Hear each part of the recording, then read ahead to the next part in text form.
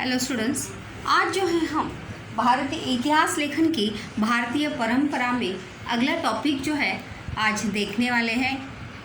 हमने देखा था कि स्वतंत्रता प्राप्ति के बाद एक नई इतिहास लेखन की शुरुआत हुई थी और उस नई इतिहास लेखन पद्धति की 3 इतिहास लेखन की नई विचारधाराएं जो है वो प्रवाह में हमें देखने को मिली थी।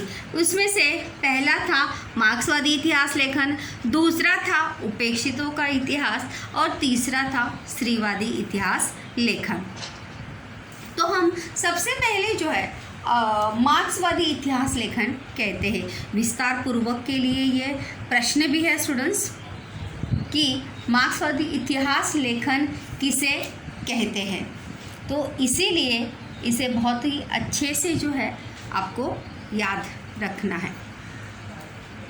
मार्क्सवादी इतिहासकारों के लेखन में आर्थिक व्यवस्था में उत्पादन के साधनों, पद्धतियों और उत्पादन प्रक्रिया में मानवीय संबंधों का विचार केंद्र में था। मतलब मार्क्सवाद का सिद्धांत जो है किसके ऊपर आधारित था? वर्ग संघर्ष पर। किसके ऊपर आधारित था? वर्ग संघर्ष पर आधारित था।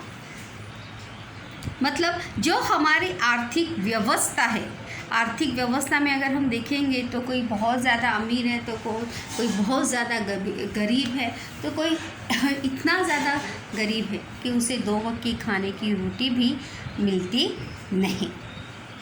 तो स्वातंत्र्य उत्तर कालखंड में लेखन में जो हमें नई विचारधाराएं देखने को मिलती है, उनमें मार्क्सवादी इतिहास लेखन जो है एक प्रमुख विचारधारा हमें देखने को मिलती है। और मार्क्सवाद में वर्ग संघर्ष पर बल दिया गया है। वर्ग संघर्ष मतलब जब जाहिर सी बात है, जब आर्थिक व्यवस्था जो है समानता नहीं होगी,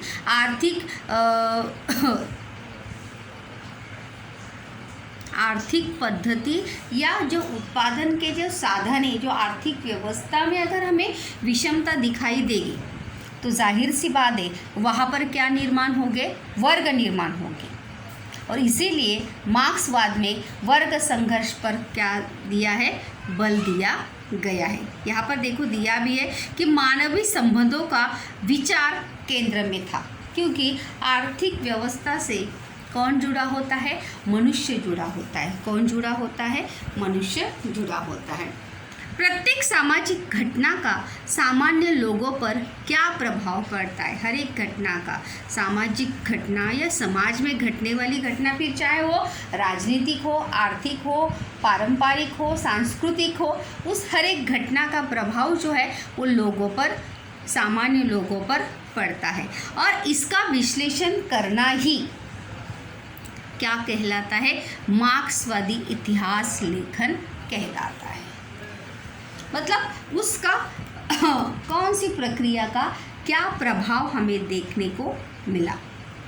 उसके बाद दूसरा पॉइंट अगर हम देखेंगे, इसमें दूसरा पॉइंट यहाँ पर शुरुआत में यहाँ पर दिया है कि मार्क्सवादी इतिहास लेखन में आर्थिक व्यवस्था के उत्पादन के साधन, पद्धति तथा उत्पादन प्रक्रिया के मानव संबंधों का मुख्य रूप से विचार किया गया है।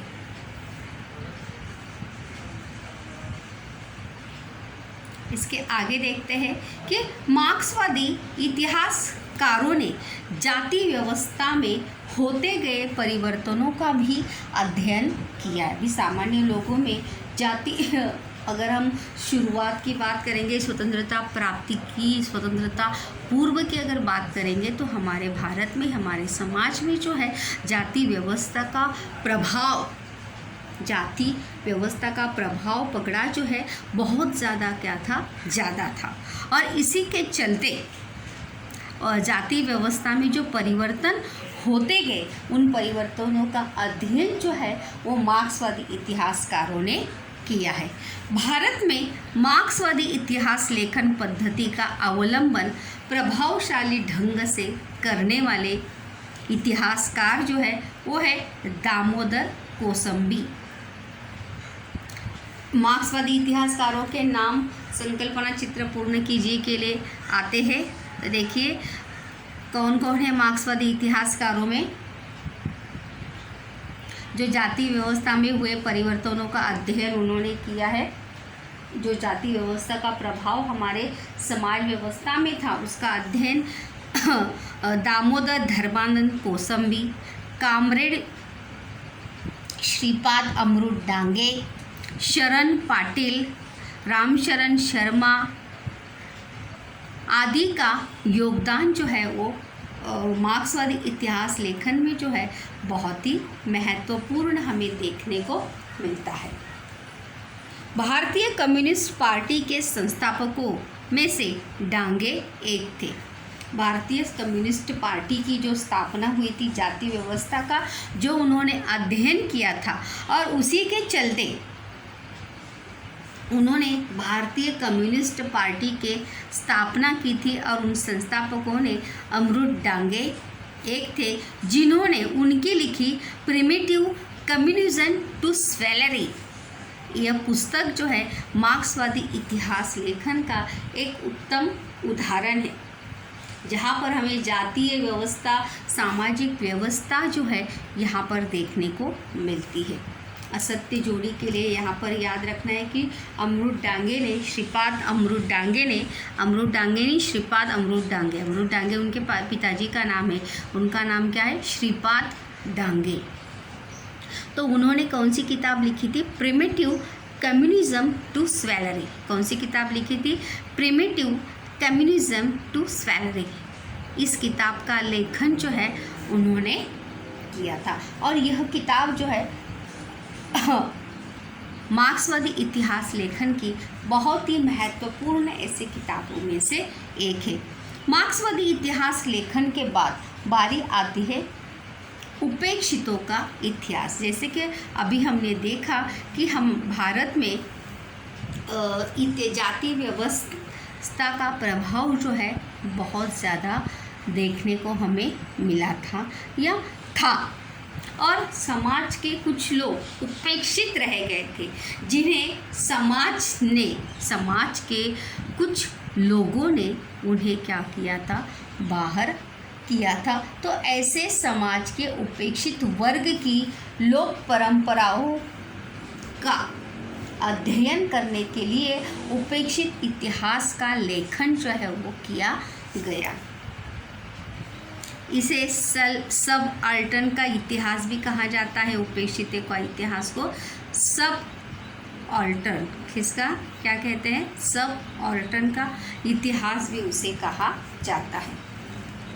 उपेक्षितों के समूहों का इतिहास लिखने का प्रारंभ जो है वो मार्क्सवादी इतिहास लेखन की परंपरा से हुआ। अगर हम देखेंगे तो मार्क्स उपेक्षितों का इतिहास लेखन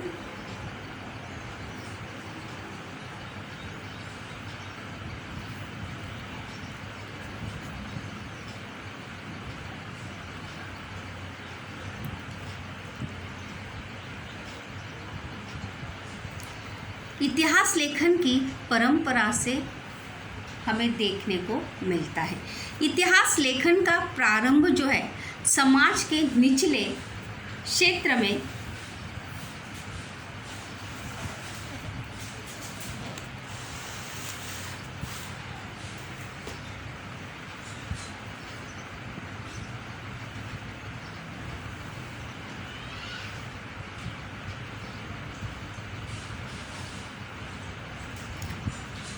इतिहास लेखन का प्रारंभ जो है समाज के निचले जो निम्न स्तर जाति के लोग हैं, सामान्य लोगों के स्तर से करना होगा। अगर हमें इतिहास लेखन करना ही है, सामान्य लोगों का इतिहास लेखन करना ही है, तो निम्न स्तर से जो है हमें शुरुआत करनी होगी। और इस संकल्पना को प्रस्तुत करने में एंटोनियो ग्राम्ची नामक इटालियन विचारक का स्थान महत्वपूर्ण है।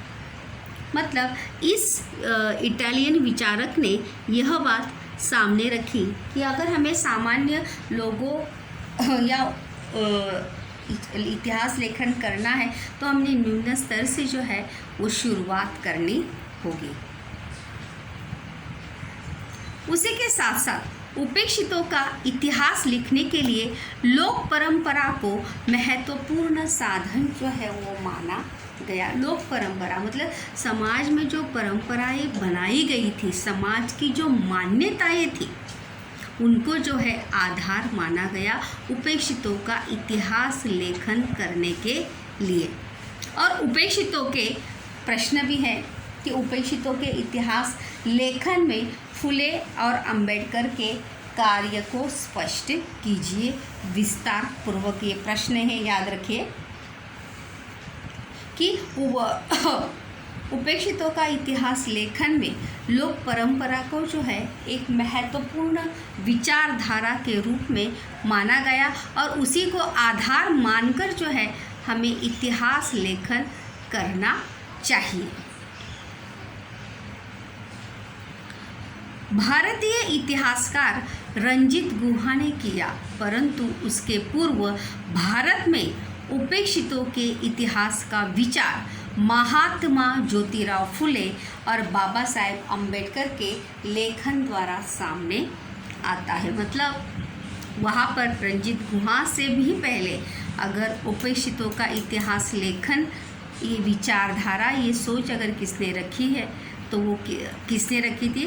डॉक्टर अंबेडकर और महात्मा ज्योतिराव फुले के लेखन के माध्यम से हमें पता चलता है। महात्मा फुले ने गुलामगिरी पुस्तक में, याद रखिए सत्य जोड़ी के लिए कि महात्मा फुले ने कौन सी किताब का लेखन किया है? गुलामगिरी। कौन सी किताब? गुलामगिरी। तो महात्मा फुले ने गुलामगिरी पुस्तक में अतिशूद्रों का इतिहास, हम सभी जानते हैं कि भारत में, हमारे समाज में पहले बहुत ज़्यादा जाति व्यवस्था जो है हमें देखने को मिलती थी। शूद्र लोगों को, उनको छूना, उनके हाथ से पानी पीना, उनकी परछाई भी अगर गिरती थी तो लोग क्या मानते थे? अशुद्ध मानते थे। तो ऐसे उन्होंने ऐसे अतिशूद्रों का इतिहास जो है अपने गुलामगिरी इस पुस्तक में लिखा था। अतिशूद्रों का इतिहास नए सिरे से खोलकर दिखाया कि हमारे समाज का एक हिस्सा, क्योंकि वो लोग भी हमारे समाज का हिस्सा ही है, तो हमारे समाज का एक हिस्से में, समाज का जो हिस्सा है एक, वहाँ के लोग जो है किस प्रकार से जीवन जी रहे, इस बात को उन्होंने अपने लेखन में प्रतिपादित किया। धर्म के नाम पर नारी, शूद्रों तथा अतिशूद्रों के होने वाले शोषण की ओर ध्यान खींचा। जैसे हमारे समाज में पहले सती प्रथा थी, विधवाओं को पुनर्विवाह करने का अधिकार नहीं था, अनुमति नहीं थी, केशवपन किया जाता था, सती जाने की प्रथा थी। उसी के साथ शूद्रों के साथ, जो शूद्र यानी यहाँ पर क्या है? जो निम्न जाति के लोग हैं और निम्न से भी निम्न जाति के लोग, उनके साथ जो है पशुवत व्यवहार जो है उनके साथ किया जाता था। उनका शारीरिक मानसिक शोषण जो है वो किया जाता था, समाज से उन्हें वंचित रखा जाता था। और इसी शोषण की ओर जो है महात्मा फुले ने लोगों का ध्यान जो है वो, समाज का ध्यान, लोगों का ध्यान जो है वो आकर्षित किया था। इसीलिए उपेक्षितों का इतिहास लेखन में महात्मा फुले और डॉक्टर अंबेडकर का बहुत ही महत्वपूर्ण ऐसा योगदान हमें देखने को मिलता है। मतलब वो भी समाज का एक हिस्सा है, उन्हें भी समाज में जीने का अधिकार है, सर उठा के जीने का उन्हें भी अधिकार है। यह बात जो है महात्मा ज्योतिराव फुले और अंबेडकर ने लोगों के सामने रखी। भारत के सांस्कृतिक एवं राजनीतिक निर्माण में दलित वर्ग का बहुत बड़ा योगदान है। दलित वर्ग ही यानी क्या? शूद्र और अति शूद्र। भारत के उपनिवेशवादी तथा राष्ट्रवादी इतिहास लेखन में इसकी उपेक्षा की गई है। मतलब भारत का जो राष्ट्रवादी इतिहास लेखन है उपेक्षा की गई, मतलब वहाँ पर उसका उल्लेख जो है वहाँ पर किया गया नहीं। डॉक्टर बाबा साहब अम्बेडकर ने इस तथ्य को केंद्र में रखकर निरंतर लेखन किया और उनके द्वारा किए गए विपुल लेखन में हु वेर द शूद्रास, किताब का नाम याद रखिए, हु वेर द शूद्रास और द अनस्टेबल्स ग्रंथ उपेक्षितों के इतिहास के उदाहरण के रूप में बताए जा सकते हैं। यह बहुत ही महत्वपूर्ण उदाहरण जो है उपेक्षितों के इतिहास लेखन में हमें देखने को मिलते हैं। तो इस प्रकार से उपेक्षितों के इतिहास लेखन में फुले और अंबेडकर का योगदान जो है हमें देखने को मिलता है। विस्तार पूर्वक प्रश्न के लिए याद रखें। उसी के साथ साथ असत्य जोड़ी के लिए कि बाबा साहेब अम्बेडकर ने कौन सी किताब लिखी, महात्मा फुले ने कौन सी लिखी, रिक्त स्थान असत्य जोड़ी के लिए जो है उसे याद आपको रखना है। उसके बाद एक नई सोच जो है वो सामने आई, वो है स्त्रीवादी इतिहास। कौन सी सोच सामने आई थी? स्वतंत्रता प्राप्ति के बाद स्त्रीवादी इतिहास। भारतीय इतिहास लेखन के क्षेत्र में प्रारंभ में मुख्यतः पुरुष अध्येता कार्यरत थे।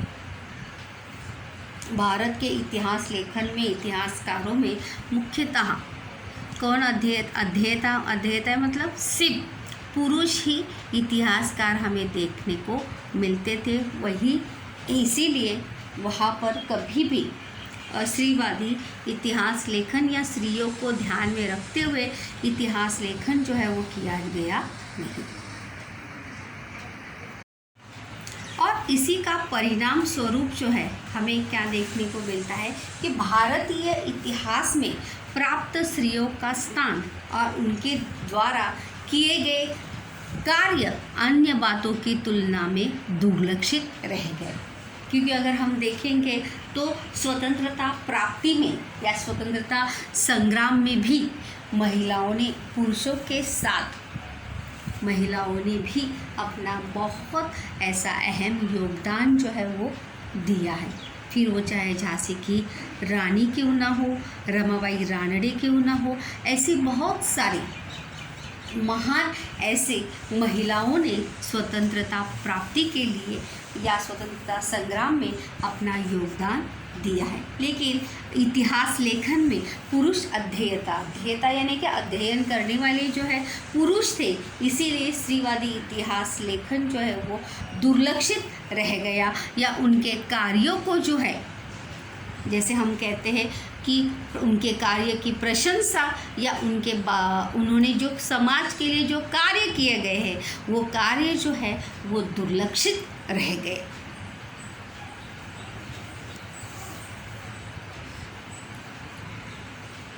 जैसे अहिल्याबाई होलकर हो गई, ताराबाई शिंदे हो गई, रमाबाई रानडे हो गई, ऐसी बहुत सारी महिलाएं हैं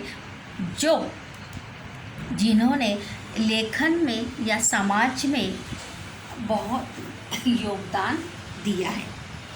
उसे प्रकाश में लाने वाला स्त्रीवादी इतिहासकारों के सम्मुख पहली चुनौती थी। मतलब जो बात पहले हुई नहीं, उस बात की शुरुआत करना क्या होता है, मुश्किल होता है। क्योंकि सामाजिक विरोध, पारंपरिक विरोध जो है को झेलते हुए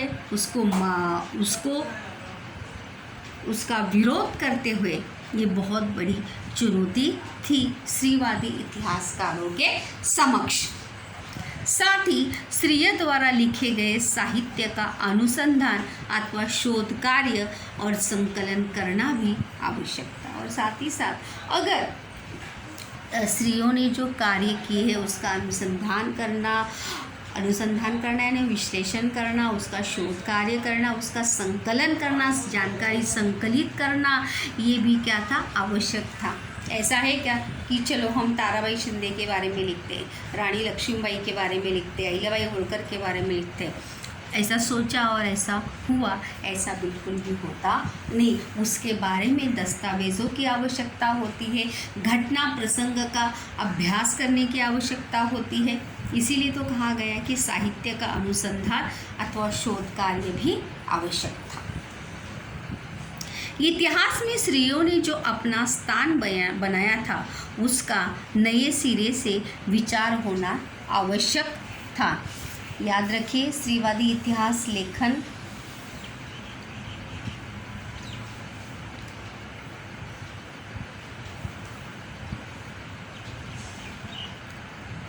और इसीलिए जो स्थान उन्होंने बनाया था, उसका नए सिरे से, नए विचारों से विचार होना क्या था, आवश्यक था। नई तरीके से उसकी ओर देखना जो था वो आवश्यक था। 19वीं शताब्दी में स्त्रियों के विषय में लेखन करने वाली लेखिकाओं में ताराबाई शिंदे का नाम जो है वो अग्रणी है। अग्रणी है मतलब सबसे ऊपर है। अगर किसी ने शुरुआत की है 19वीं शताब्दी ने स्त्रियों के विषय को लेकर, उन्हें अग्रणी या समक्ष रखकर अगर लेखन किया है, तो उसमें किसका नाम सबसे पहले आता है? ताराबाई शिंदे का नाम जो है वो सबसे पहले आता है। उन्होंने पुरुष प्रधान व्यवस्था, प्रश्न भी है कि स्त्रीवादी इतिहास लेखन में ताराबाई शिंदे की भूमिका को स्पष्ट कीजिए कि उन्होंने कौन सा कार्य वहाँ पर किया है। उन्होंने पुरुष प्रधान व्यवस्था, हमारे भारत में पुरुष प्रधान जो है वो संस्कृति देखने को मिलती है। पुरुष प्रधान व्यवस्था जो है, फिर चाहे वो घर में हो या बाहर हो, हमें देखने को मिलती है। तो ताराबाई शिंदे ने जो है पुरुष प्रधान व्यवस्था और जाति व्यवस्था को विरोध करने दर्शाने वाला लेखन जो है वो किया है। 1882 ईस्वी सन में प्रकाशित उनकी स्त्री पुरुष तुलना पुस्तक भारत का प्रथम स्त्रीवादी इतिहास लेखन माना जाता है। याद रखिए, असत्य जोड़ी के लिए, रिक्त स्थान के लिए, कि भारतीय इतिहास लेखन में स्त्रीवादी इतिहास लेखन की पहली किताब का नाम क्या है, क्योंकि बीच में से भी क्वेश्चंस रिक्त स्थान के लिए आते हैं, तो इसके लिए ये याद रखना है। स्त्री पुरुष तुलना, कौन सा किताब लिखी थी उन्होंने? स्त्री पुरुष तुलना, जो स्त्रीवादी इतिहास लेखन की भारत की पहली किताब थी, जो सन 1882 में प्रकाशित हुई थी।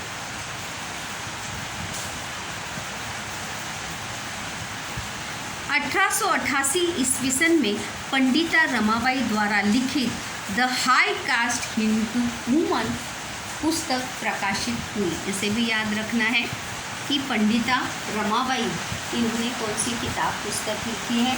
असत्य जोड़ी के लिए और रिक्त स्थान के लिए भी आपको याद रखना है। The high caste Hindu woman, which किताब books? The high caste Hindu woman किसने लिखी है? पंडिता रमाबाई। किसने लिखी है? पंडिता रमाबाई। मतलब उस समय की हिंदू स्त्रियों की जो पारंपरिक सांस्कृतिक सामाजिक परिस्थिति को जो है पंडिता रमाबाई ने अपने इस किताब के द्वारा समाज के सामने रखा था।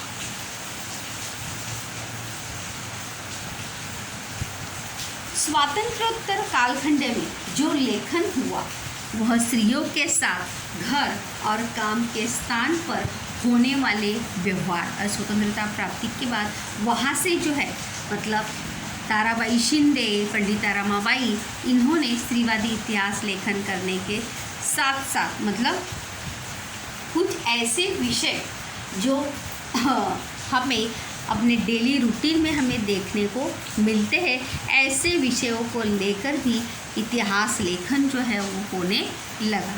कि जैसे कि स्त्रियों के साथ घर और काम के साथ पर स्थान पर होने वाले व्यवहार, मतलब स्त्रियों के साथ घर पे जो शारीरिक मानसिक अत्याचार होता है, फिर चाहे घर पे हो या जहाँ पर वो जॉब करती है, काम करती है, वहाँ पर उसके साथ किस प्रकार से बर्ताव या व्यवहार किया जाता है। उनका राजनीतिक समानता का अधिकार, जिस प्रकार से महिलाओं को भी राजनीति में या पॉलिटिक्स में समानता से अधिकार मिलना चाहिए, ऐसे विषयों पर जो है वो ध्यान केंद्रित हुआ था। संपत्ति समय में ख्याति प्राप्त लेखन में मीरा कोसंबी की क्रॉसिंग थ्रेशोल्ड्स की, इस किताब को भी याद रखिए कि लेखिका मीरा कोसंबी ने कौन सी किताब का लेखन किया था? फेमिनिस्ट एसेज, क्या नाम था किताब का? फेमिनिस्ट एसेज पुस्तक का उल्लेख जो है वो किया जा सकता है, जिसमें इन सभी मतलब महिलाओं से जुड़ी, स्त्रियों से जुड़ी इन सभी बातों का, समस्याओं का उल्लेख जो है वो हमें उनकी मीरा कोसंबी की फेमिनिस्ट एसेज इस किताब में देखने को मिलता है।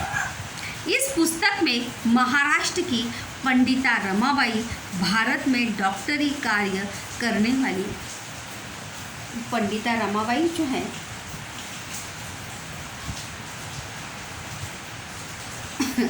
भारत में कार्य करने वाली पहली स्त्री डॉक्टर रखमाबाई जैसे स्त्रियों के जीवन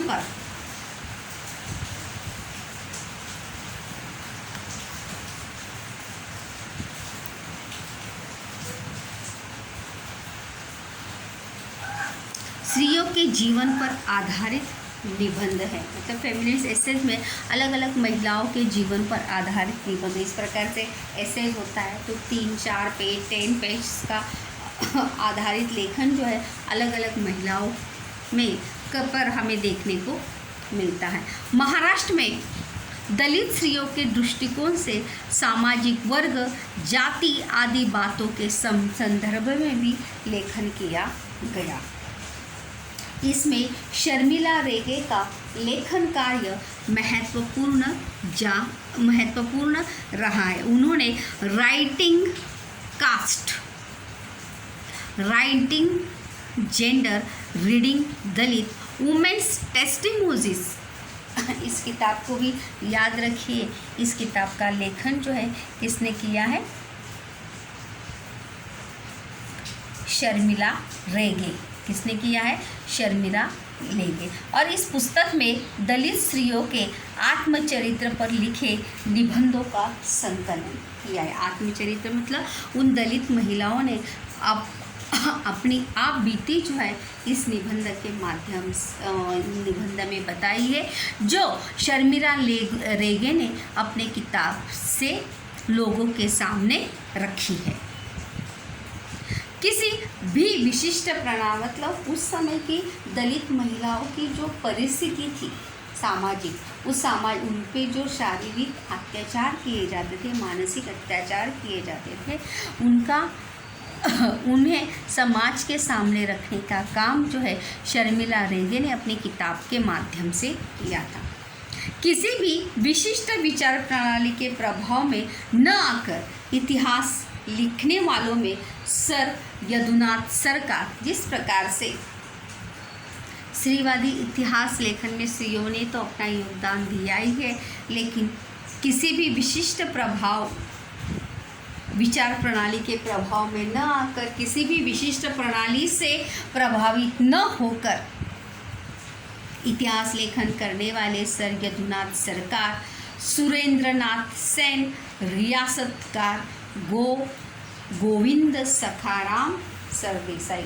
याद रखिए, इतिहास में रियासतकार किसे कहते हैं? गोविंद सखाराम देसाई, सरदेसाई।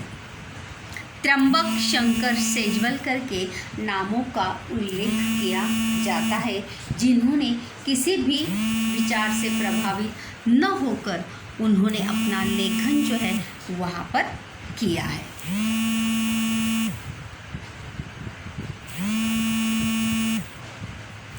उसके बाद हम देखते हैं क्या आप जानते हैं, जैसे मैंने कहा क्या आप जानते हैं से भी हमें प्रश्न जो है वहाँ पर पूछे जाते हैं।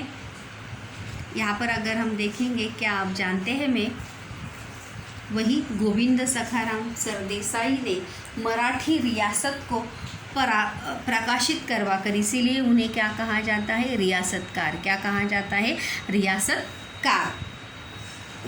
याद रखना है, इसके ऊपर टिप्पणी भी आती है। जैसे कि मैंने कहा कि प्रश्न जो है सिर्फ गाइड से ही नहीं आते, किताब से आते हैं। क्या आप बीच में से, किताब के बीच में से क्या आप जानते हैं, क्या आप इसके बारे में जानकारी प्राप्त करोगे, इसी कॉलम से भी क्वेश्चंस जो है वहाँ पर पूछे जाते हैं। और इसीलिए उन्हें रियासतकार के रूप में जाने लगा। उन्होंने मराठों के समग्र इतिहास को अनेक खंडों में प्रकाशित किया है, इसीलिए उन्हें रियासतकार कहते हैं। वर्तमान समय में अगर हम देखेंगे तो यदुनाथ दिनकर फड़के, यदि फड़के है, रामचंद्र गुहा आदि अनुसंधानकर्ताओं ने आधुनिक इतिहास लेखन के क्षेत्र में महत्वपूर्ण कार्य किए हैं। अभी तो हमें बहुत ज़्यादा स्त्रीवादी इतिहास लेखन जो है देखने को मिलता है, स्त्रीवादी इतिहास लेखिकाएं हमें देखने को मिलती हैं। भारतीय इतिहास लेखन पर में उदित हुए सामाजिक और राजनीतिक आंदोलनों का प्रभाव था। भारतीय जो इतिहास लेखन उस समय हुआ, उस इतिहास लेखन पर किसका प्रभाव था, सामाजिक और राजनीतिक आंदोलनों का प्रभाव जो है हमें वहाँ पर इतिहास लेखन पर हमें देखने को मिलता है, क्योंकि उस समय की सामाजिक और राजनीतिक परिस्थिति ही वैसी थी, क्योंकि भारत जो है अंग्रेज़ों का गुलाम था। सामाजिक परिस्थिति अगर देखेंगे तो हमारे समाज में बहुत ज़्यादा जाति व्यवस्था का क्या था, प्रभाव था। साथ ही भारतीय इतिहास लेखन की परंपरा स्वतंत्र और संपन्न रूप में विकसित होती हुई दिखाई देती है।